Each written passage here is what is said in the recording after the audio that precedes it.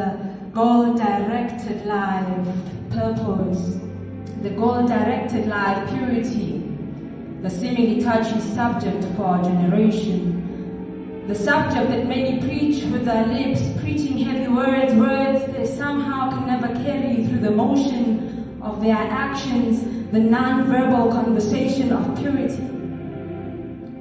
The conversation that summons upon all the redeemed youth to be living monuments of Yahweh's holy presence for the temple of God is to be found without any fingerprints of idols. The temple of Yahweh is to be found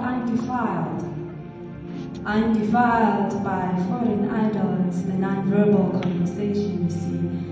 It is you and I that have been challenged to preach word through the emotion of our actions so that our lives may be like braille for the blind. We have been challenged to be humble yet as bold as Queen Esther. We have been challenged to be as loyal as Ruth to the covenant of our royal rebirth. We have been challenged to flee youthful passions and so seek to keep the temple of Yahweh in a clean and holy state, more like how Joseph did. We have been challenged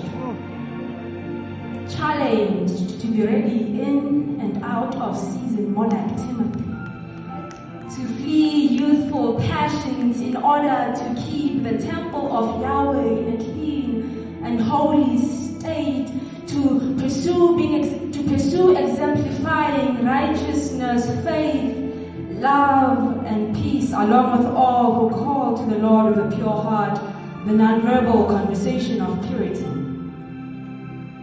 You see, although we are more privileged than most, we have never been called to be better than any other, but to be better than the person we were yesterday. Because perhaps